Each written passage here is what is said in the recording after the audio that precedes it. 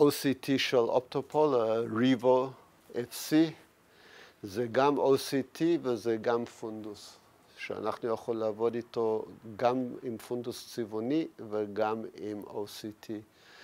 בדרך כלל אנחנו עושים add patient, אנחנו נלך על הפציינט שיש לנו פה בטסט, אנחנו יכולים לראות. עכשיו, כשאנחנו הולכים לעשות acquire, יש לנו כמה אופציות לעשות acquire. יש לנו פה את הרשתית, אנחנו יכולים לעשות כל מיני אופציות ברשתית, משהו מרובע, קווים, כוכב, קו אחד, קו ורטיקלי, הוריזונטלי, יש לנו פה הרבה אופציות.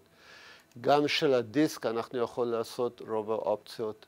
הוא גם מאפשר לנו לעשות אנטריה, שאנחנו לא צריכים להוסיף פה עדשה, שום דבר. אנחנו יכולים לעשות כוכב, אנחנו יכולים לעשות קו אחד, אנחנו יכולים לעשות 3D, אנחנו יכולים לעשות רסטה. זה גם מאפשר לנו לעשות full range, שאנחנו מקבל פה פלוס מינוס 16 מילימטר. יש לנו גם פה wide field, שאנחנו יכולים לראות גם את המקולה וגם את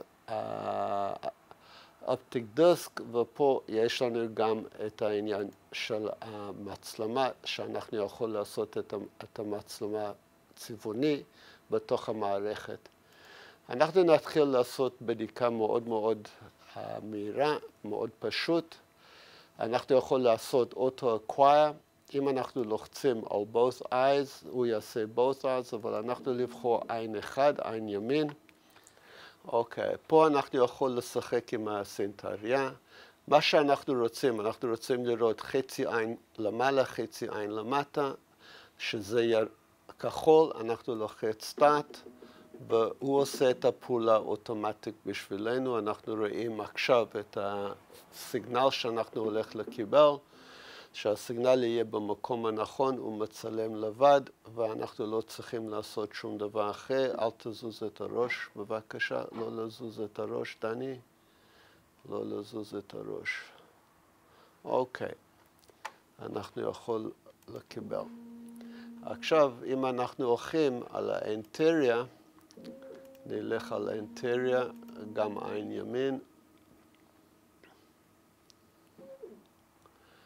ואנחנו יכול עוד הפעם, אנחנו מכוון אותו עם הסנטריה, שזה יהיה חצי-חצי, והרגע שזה סטארט, הוא עושה את העבודה בשבילנו, ואנחנו הולך לקבל את האינפורמציה מאוד מאוד מהירה.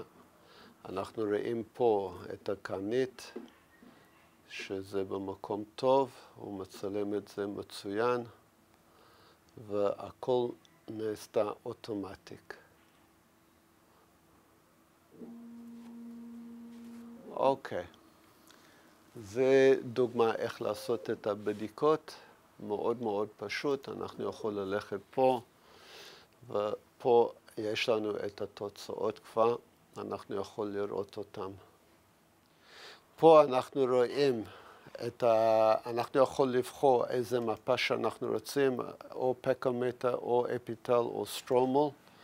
אנחנו יכולים לקבל כל המפות האלה, ומה שאנחנו רוצים להציג, אנחנו רואים פה את עובי הקרנית, אנחנו רואים פה כל האינפורמציה שהסנטרל קורניאל, העובי 513 וכו' וכו', ואנחנו רואים פה את הקרנית. אם אני עושה לו דאבל קליק, אני יכול לראות את הקרנית יותר גדול, יותר קל לראות אותו. אנחנו יכולים לראות פה את הרשתית, אנחנו רואים את המקולה, אנחנו רואים את כל האינפורמציה.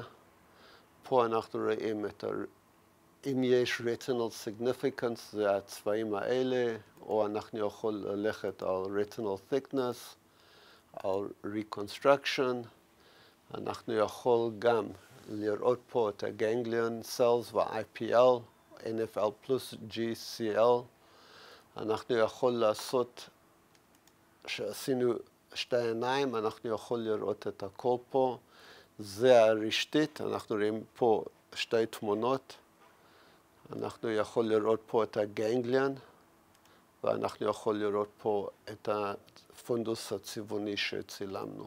פה אנחנו רואים שהרשתית תקין, שהכל בסדר, זה הכל בתוך הירוק. פה אנחנו רואים את הרשתית שהיא לא תקין לגמרי, שיש פה epiretinal membrane, אנחנו רואים את הממברנה פה.